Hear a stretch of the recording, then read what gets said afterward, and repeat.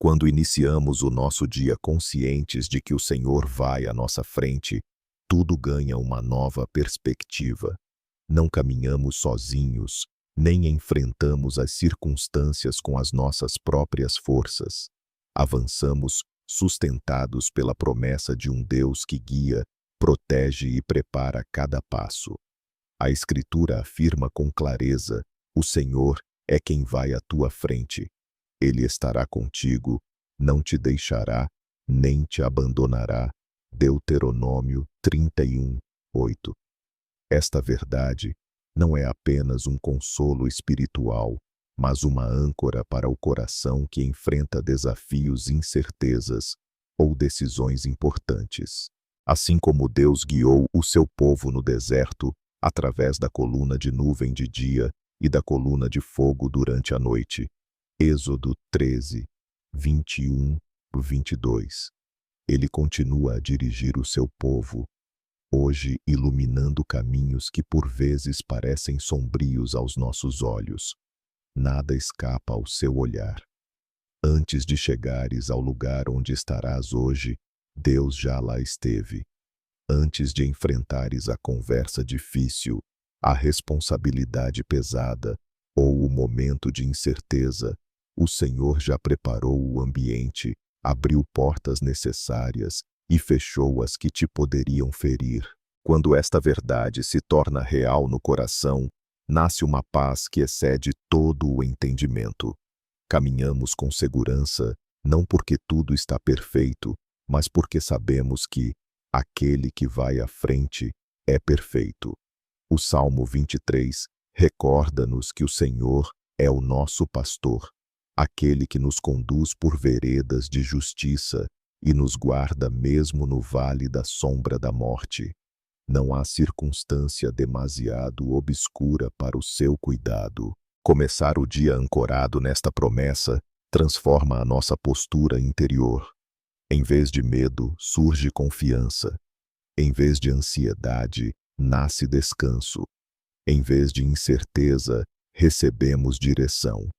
E assim, avançamos não guiados pelo que sentimos, mas firmados no Deus que vai à nossa frente, abrindo caminhos, iluminando decisões e conduzindo-nos com amor para o centro da sua vontade.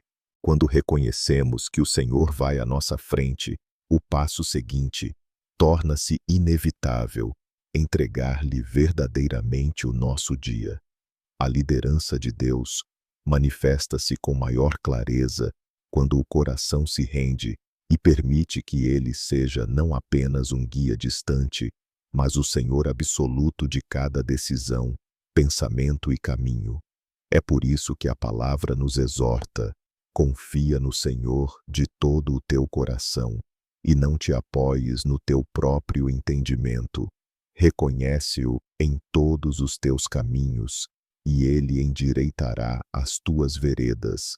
Provérbios 3, 5 e 6. A submissão à direção divina não é sinal de fraqueza, mas de maturidade espiritual. É o reconhecimento de que a sabedoria de Deus supera a nossa e que o seu plano não apenas é melhor, mas perfeito. Isaías recorda-nos esta realidade: os meus pensamentos não são os vossos pensamentos, nem os vossos caminhos são os meus caminhos. Isaías 55:8. Quando aceitamos isto no íntimo, deixamos de lutar para controlar tudo e começamos a experimentar a liberdade de quem confia. Ao longo das Escrituras, vemos exemplos de homens e mulheres que experimentaram transformação porque decidiram submeter o seu dia e a sua vida à vontade do Pai.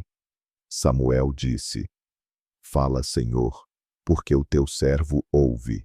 Maria respondeu: cumpra-se em mim, segundo a tua palavra.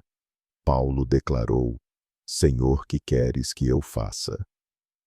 Estas respostas não nasceram da impulsividade, mas de corações ensináveis, que sabiam que o propósito de Deus é maior do que qualquer plano humano. Entregar o dia ao Senhor Não significa ausência de responsabilidades, mas assumir cada uma delas com a sensibilidade de quem discerne a voz do Espírito. Significa pedir que Deus alinhe as nossas intenções, proteja as nossas emoções, purifique os nossos motivos e conduza cada passo mesmo quando não compreendemos totalmente o caminho. É confiar que Ele abre portas certas, fecha as que não nos pertencem e direciona o nosso coração para escolhas que honram o seu nome. Quando vivemos nesta postura, deixamos de reagir por impulso e começamos a agir guiados pela paz. Aquela paz que Paulo descreve como sendo superior a todo o entendimento. A ansiedade perde força porque já não carregamos o peso do controlo absoluto. A dúvida perde voz porque sabemos quem dirige os nossos passos. E assim, tal como no primeiro passo avançamos, se Deus vai à frente, então entregar-lhe o dia é o ato mais sábio e seguro que podemos fazer.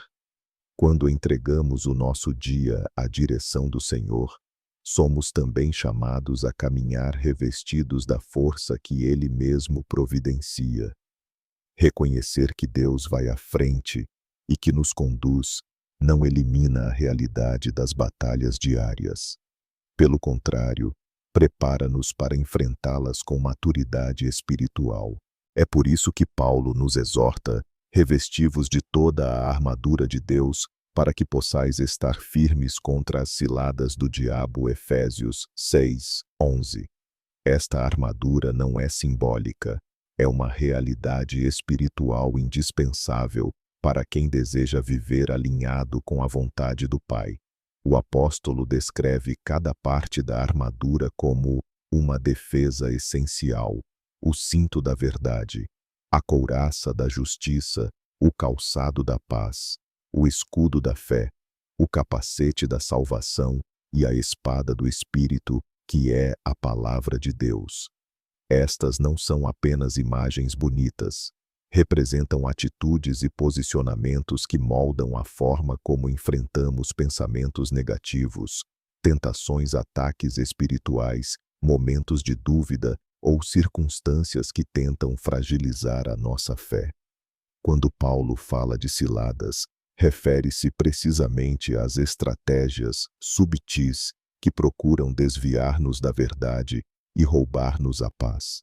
O profeta Isaías já havia declarado que nenhuma arma forjada contra ti prosperará. Isaías 54:17. Mas esta promessa torna-se viva quando respondemos com fé ativa, vestindo a armadura que Deus nos dá. O escudo da fé, por exemplo, não é um conceito abstrato, é a certeza prática de que Deus é fiel, mesmo quando os dardos inflamados das preocupações críticas, medos ou acusações tentam penetrar na nossa mente. O capacete da salvação protege os nossos pensamentos, lembrando-nos quem somos em Cristo e refutando as mentiras que tentam minar a nossa identidade. A espada do Espírito permite-nos declarar a verdade em vez de concordarmos com a voz da derrota. Vestir a armadura é, portanto, um ato diário de consciência espiritual. Não se trata apenas de orar, mas de posicionar o coração, permanecer firme quando as emoções oscilam, escolher a verdade quando a mentira parece confortável, caminhar na paz quando o ambiente é tenso, agir com justiça quando a pressão é grande e manter a fé mesmo quando não vemos ainda o resultado. A batalha não se vence pela força humana, mas pela graça que nos capacita a permanecer firmes. E assim, no mesmo fluxo com que Deus vai à frente e nós entregamos o dia à sua vontade, protegemo-nos com aquilo que Ele nos dá. A armadura não é um fardo, mas uma segurança. Não é um peso, mas uma proteção divina que nos permite seguir em frente com coragem, sabendo que nenhuma investida das trevas é maior do que o poder daquele que nos guarda. Quando caminhamos revestidos da armadura de Deus, somos chamados a levar esta postura espiritual para todas as áreas da nossa vida. A fé não é um compartimento isolado. Ela atravessa os relacionamentos que cultivamos, o trabalho que desempenhamos, a forma como cuidamos do corpo e a maneira como administramos os recursos que Deus nos confia. Submeter estas áreas ao Senhor é reconhecer que Ele não guia apenas o nosso espírito, mas também a nossa rotina, responsabilidades e necessidades práticas. Nos relacionamentos, a palavra lembra-nos que o amor, a humildade e o perdão são fundamentos essenciais para vivermos em unidade. Suportai-vos uns aos outros e perdoai-vos mutuamente, como também Cristo vos perdoou. Colossenses 3:13. Quando colocamos os nossos laços familiares, amizades e interações diárias nas mãos de Deus, pedimos que Ele cure feridas, restaure comunhão, proteja ligações e nos ajude a ser instrumentos de graça. Não podemos controlar o coração dos outros, mas podemos permitir que Deus molde o nosso. No trabalho, buscamos não apenas produtividade, mas propósito. O salmista ora, confirma sobre nós a obra das nossas mãos. Salmo 90:17, lembrando-nos que o sucesso verdadeiro vem da bênção de Deus. Ao entregar o nosso esforço a Ele, pedimos discernimento para decisões difíceis, criatividade para resolver problemas e integridade para agir de acordo com os valores do reino. Deus abre portas que ninguém pode fechar e fecha portas que poderiam prejudicar o nosso caminho. Quanto à saúde, lembramos que servimos ao Deus que cura e restaura. Ele sara os quebrantados de coração e cura as suas feridas. Salmo 147:3. Colocar o nosso corpo nas mãos de Deus é pedir que Ele renove forças, proteja contra enfermidades e nos dê sabedoria para cuidarmos bem de nós mesmos. A cura não é apenas física. Muitas vezes é emocional, mental e espiritual, e o Senhor tem poder sobre todas elas. Na área financeira, confiamos no Deus que prometeu suprir todas as vossas necessidades, segundo as suas riquezas em glória. Filipenses 4:19. Isso não nos dispensa de responsabilidade, pelo contrário, convida-nos a administrar com fidelidade, generosidade e prudência aquilo que Ele coloca nas nossas mãos. A provisão divina não é apenas o suficiente, é a bênção que nos capacita a ser uma fonte de bênção para outros.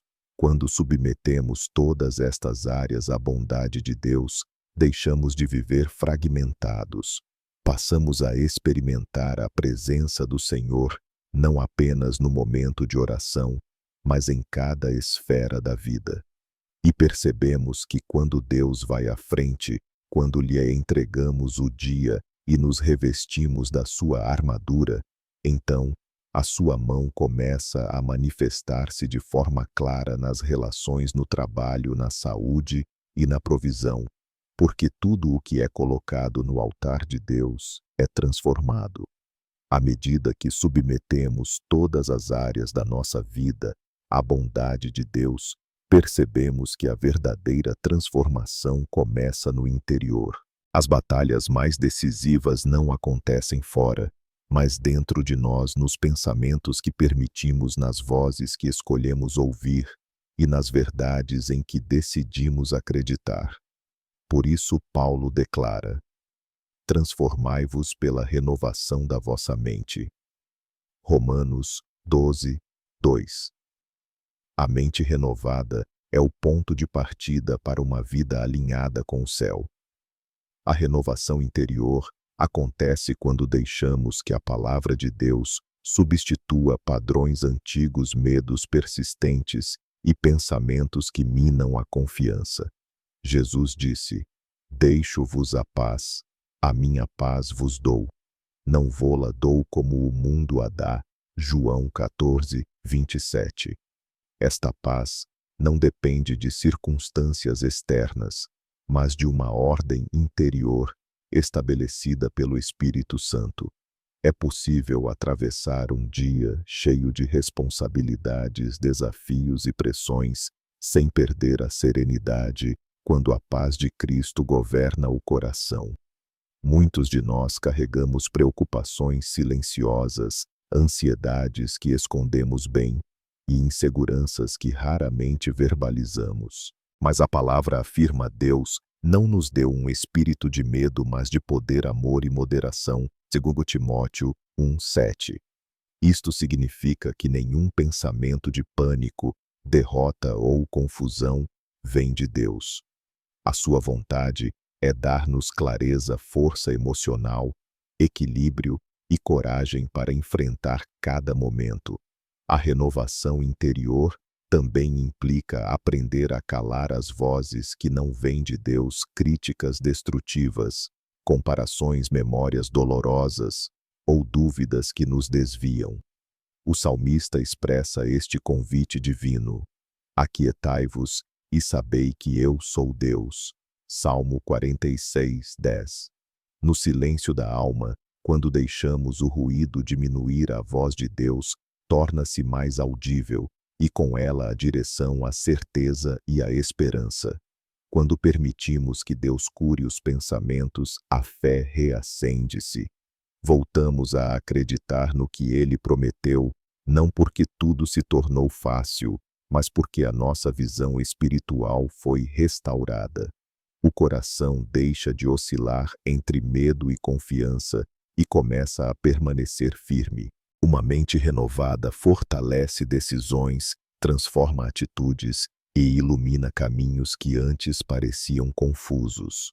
Assim, no fluxo natural do que Deus já tem feito, indo à nossa frente, guiando o dia, revestindo-nos da sua armadura e moldando todas as áreas práticas, Ele agora trabalha nas raízes internas, trazendo ordem onde havia caos e luz onde havia sombra. A verdadeira mudança nasce aqui, num coração pacificado, numa mente renovada e numa fé viva que nos capacita a avançar com segurança. Quando Deus começa a renovar a nossa mente e reacender a nossa fé, esse processo não permanece apenas dentro de nós. Ele expande-se para toda a nossa vida espiritual e alcança também aqueles que amamos. O crescimento espiritual não acontece por acaso. É fruto de uma busca intencional, diária e sincera pela presença de Deus. A palavra declara: chegai-vos a Deus, e Ele se chegará a vós. Tiago 4. Em cada passo que damos em direção ao Senhor, Ele aproxima-se de nós com graça, direção e revelação. O crescimento espiritual manifesta-se na fome pela palavra, na constância da oração e na sensibilidade ao Espírito Santo. O livro de Atos lembra-nos: nos últimos dias derramarei do meu espírito sobre toda a carne. Atos 2, 17. Este derramamento não é apenas histórico, é uma promessa viva. Quando abrimos o coração, o Espírito Santo guia-nos, corrige-nos, fortalece-nos e capacita-nos a viver de forma que honra o Pai. Passamos a discernir melhor as suas direções, a resistir com mais firmeza ao pecado e a caminhar com maior sensibilidade às coisas do Espírito. Mas o crescimento espiritual não pode ser separado da vida familiar. A fé que cultivamos no secreto torna-se luz dentro de casa. É por isso que Josué declarou com convicção: eu e a minha casa serviremos ao Senhor. Josué 24:15. Esta não é apenas uma frase bonita, é um compromisso espiritual e uma posição de autoridade. Quando dedicamos a nossa família ao Senhor, pedimos que Ele proteja cada membro, fortaleça a unidade, cure feridas antigas e estabeleça a sua paz no lar. O Salmo 91, tantas vezes proclamado como oração de proteção, garante-nos que aquele que habita no esconderijo do Altíssimo descansa à sombra do Onipotente. Esta promessa estende-se também à família que colocamos sob as asas de Deus. A sua proteção não é apenas física, mas também emocional e espiritual. Ele guarda conversas, relacionamentos, decisões e caminhos que os nossos familiares percorrem. Onde nós não conseguimos estar, Deus está. Onde não podemos controlar, Ele guarda.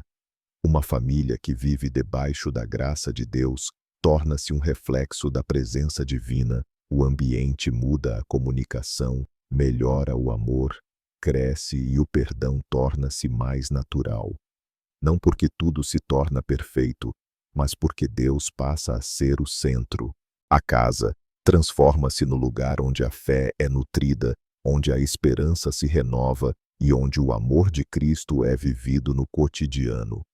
Desta forma, o crescimento espiritual e a proteção da família tornam-se uma continuação natural daquilo que Deus já está a fazer em nós.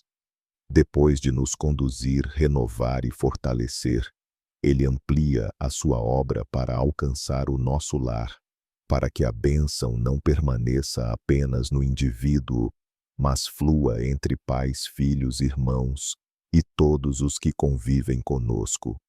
Quando Deus é o fundamento, a família torna-se um lugar de segurança, de restauração e de vida abundante. À medida que crescemos espiritualmente e vemos a graça de Deus a envolver a nossa família, torna-se essencial recordar quem realmente somos em Cristo.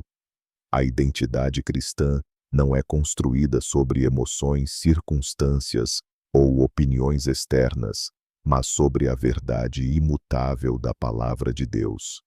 Paulo afirma com firmeza: em todas estas coisas, somos mais do que vencedores por aquele que nos amou. Romanos 8:37. Esta declaração não é apenas um encorajamento. É uma realidade espiritual que define a nossa posição diante de Deus e diante das batalhas diárias. Quando compreendemos que pertencemos ao Deus Todo-Poderoso, deixamos de viver como alguém que luta sozinho e passamos a viver como filhos amados, herdeiros da promessa e participantes da vitória de Cristo. A identidade em Cristo lembra-nos que não somos guiados pelo medo, mas pela fé, que não andamos na confusão, mas na luz, e que não somos vítimas das circunstâncias, mas testemunhas da fidelidade divina. É esta consciência que fortalece o coração e firma os nossos passos. A gratidão torna-se então uma resposta natural. O salmista declara: este é o dia que o Senhor fez. Regozijemo-nos e alegremo-nos nele. Salmo 118:24. A gratidão abre portas espirituais, alinha o coração com o propósito de Deus e impede que a murmuração ou o desânimo nos roubem a alegria. Quando agradecemos, reconhecemos que Deus tem sido fiel no passado, é presente no agora e será suficiente no futuro. A gratidão não depende do que sentimos, mas do que sabemos pela fé. E é a partir da identidade e da gratidão que nasce a declaração profética de vitória. Declarar não é apenas repetir palavras positivas, é concordar com a verdade que Deus já estabeleceu. É dizer à alma: Deus vai à minha frente. É lembrar ao coração: não estou sozinho. É afirmar à circunstância: a promessa de Deus prevalece. A paz que excede todo o entendimento, descrita em Filipenses 4:7, torna-se o guarda que vigia o nosso coração e a nossa mente. A força do Senhor é a nossa alegria, como diz Neemias 8:10, e a alegria gera coragem, resistência e esperança renovada. Assim, encerramos este percurso espiritual com uma verdade poderosa, quando Deus vai à frente, quando entregamos o nosso dia à sua direção, quando vestimos a sua armadura, submetemos todas as áreas da vida, permitimos a renovação interior, crescemos espiritualmente e colocamos a família sob a sua proteção. Então, vivemos a partir da identidade que Ele nos deu. Somos filhos, somos amados, somos guardados, somos fortalecidos e, acima de tudo, somos vitoriosos em Cristo. Que esta identidade seja o fundamento que sustenta cada passo. Que a gratidão seja o aroma diário do teu coração. E que a tua declaração de vitória não seja apenas palavras, mas a expressão viva de uma fé que confia plenamente no Deus que guia, protege e cumpre todas as suas promessas. Em Cristo o teu dia, a tua vida e o teu futuro estão seguros.